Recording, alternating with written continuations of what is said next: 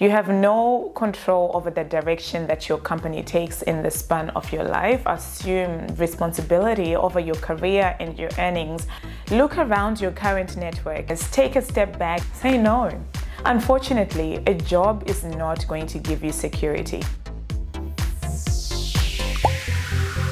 Hello, my lovely. Today we are talking about what to do if your salary increase negotiation is declined with no vision for the future. So here you are, you're working hard at your 9-to-5 job, you've been developing, growing yourself as a team member, you have been consistently executing on the roles that are allocated to you, and you have been learning more, growing more, and you know that it's time for an increase, and then you went to negotiate and you were just declined with no vision for the future. So what do you do in that case? Well, I do have to let you know that when that happens, as someone who's committed to your growth and development, it's really time to start weighing your options, because any organization that really values your input and values you as a team member will be willing to sit down with you and negotiate with you. So maybe it would have been a not now with a plan in place, but if it's just a no and forever amen, no plan B in place, then it really shows that probably you're working in a company or you're working with a manager who is unfortunately not committed to your growth and development. So what do you do in that case? And if you haven't subscribed, then this is the time to make this situationship official because I publish videos every Monday, Wednesday and Friday, and I would love for you to be part of that conversation 3 times a week. So press the subscribe button, hit the notification bell, ding ding, so that you get notified each time I publish a new video. So surprise, surprise, employees who stay in the same company for more than 2 years and 50%, up to 50% less over the span of their career compared to people who are not afraid of moving jobs when they are not getting mobility or they're not getting growth. Typically, an employee who stays in the same company earns a 2% salary increase every year, but then this is written off by inflation. Whereas someone who switches job in a typical year can negotiate up to 10% more. So it's really time for you to take stock. I spent a long time, I've spoken to over 80 women now about their experiences when it comes to career mobility, and there's one word that I kept on hearing over and over again, and the job is security. People love security so much. Unfortunately, a job is not going to give you security. Even if you're a permanent employee, you have no control over the direction that your company takes in the span of your life.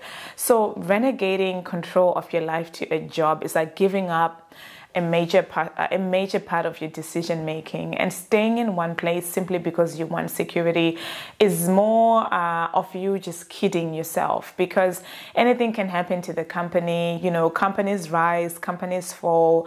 So I really want you to assume responsibility over your career and your earnings rather than putting that responsibility under your company or under your boss. So the notion of security, whilst it's comfortable, it's really fleeting. It's unsafe in the long run. It's probably unprofitable for you because it means that you're staying for too long. You're not growing as quick as you could if you have the ability to actually move when you're not getting mobility in your company, because you're just staying there waiting, hoping. So I really realized that security holds people back. And, you know, I do have to make a disclaimer here. I know that we have different personalities. We value different things. And I know for me, I have trust in God. I have trust in my own capabilities. I've always been that person who does not put my trust in a job, or my security. I don't gain my security from a job, and I have redefined what the word security means to me. For me, security means being able to survive no matter where I am, whether I have a job or not. Security means to me having the skills to make the best of wherever I am and whatever I'm doing. Security to me means knowing my strengths, knowing what I'm passionate about, and building an income from those passions. For me, that's security. It's not a paycheck that is coming in consistently. And I'm just saying this to you because now that you've negotiated a pay rise, it was declined, it's really time for plan B. And the beginning of plan B is redefining what security means to you. Okay, second thing is take a step back and look at the bigger picture. Remember how I told you last week in the last video about negotiating a pay rise, about having a bigger vision, looking at the bigger picture for your life. Because if you don't do this, you do what I call hopping from one job you hate to the next job you hate, because you really are not putting into consideration your values, your strengths, your ambition, your passions. When you're looking for a job, you're just running to the next thing without really counting the cost and really taking the time to ponder. Looking for another job is a big decision. Like it's a big decision. It affects your life. It's probably going to take a huge chunk of years of your life. So it's a really important decision. And if you have realized that there's no mobility and growth where you are and you want to look for another job, then the next step for you really is take a step back. You know, I encourage people to take the Enneagram test because it tells you what your energetic values are.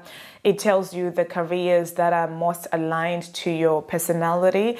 It tells you, you know, what your weaknesses are, because I think it's important to know what your blind spots are as well. So for me, the Enneagram test really helped me to know, like, to understand why I do the things that I do, why I'm attracted to the work that I'm attracted to. And it will really help you know yourself as an individual, so that when you're taking the next step to look for a job, you have really taken the step to understand yourself. Third thing, this is where things get really exciting. Look for a role that is 2 to 3 levels above you. Don't look for the same role, because you're going to make a lateral movement and you're really going to start resenting that role after a while, because you realize that this role is not pushing you any further. You're probably not making much more money from there. So look for a role that is 2, 3. Look for a role that will make you go like,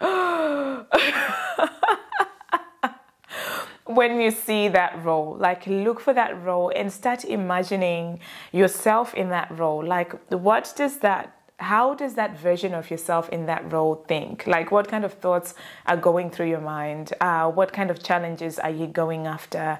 What kind of money is that vision of yourself who is in that role making? Look at those things. Don't just look around at something that you feel comfortable in. Look for a role that is 2 to 3 levels above you. And even when you do go for that interview, you know, you will let them know that, you know what, I am willing to learn. I am here because this role is aligned to my passion, it is aligned to my vision, and I'm willing, you know, to grow, to learn, to expand in this role. So definitely push yourself. Look for a role that is above your current level. The fourth thing, I wish someone had given me this advice early on when I started my career. Look around and establish meaningful connections. So I'm very active on LinkedIn. If you're not connected or following me on LinkedIn, come and follow me on LinkedIn. I produce tasty content there 3 times a week as well over there. And I'm very active over there. So come and say hi. But look around your current network, in your job, you know, in your area, and establish meaningful connections.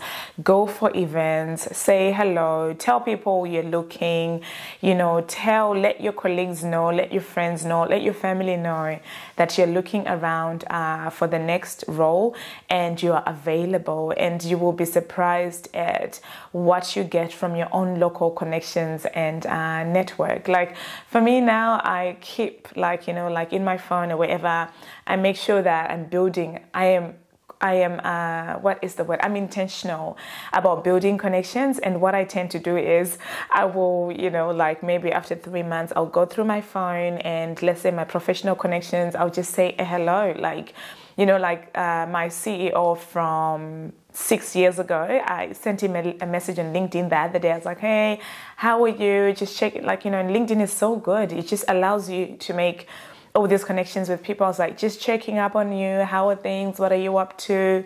He responded, hi, Lorraine, I'm good. Thanks for checking up on me. I love to keep my network. I like to keep a vibrant connection and network of people because then they come in handy when you want to grow to the next stage. Number 5 is whatever it is you do, please don't accept a similar or the same role to what you're doing now, because you might as well stay where you are, because you don't know the kind of workmates you're going to have in that new company. You don't know the kind of challenges. You want to make sure that you're moving upward, not across. There is no need for you to move across. It's like you're just wasting your time, because you've already exhausted your level of talent, expertise, and growth at this level. Now it's time to move to the next level or the level after that.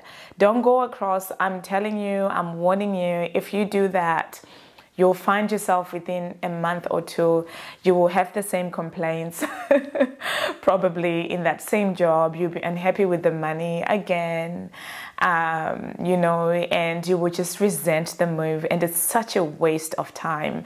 So whatever you do, avoid moving from one similar role to the next similar role. And here's what I hear happens. This is what the women that I work with, what they tell me is they applied for the bigger role, they got to the interview, and then the person interviewing them said, oh, you know what? We appreciate that you want this role, but we feel like you're not really there. So why don't you start here? Don't do that, because what tends to happen is you will start there and they lock you into that role, because maybe when they sent out the application for the role here, somebody already got that role. So they're not even saying you're not ready, because they don't really know you that well.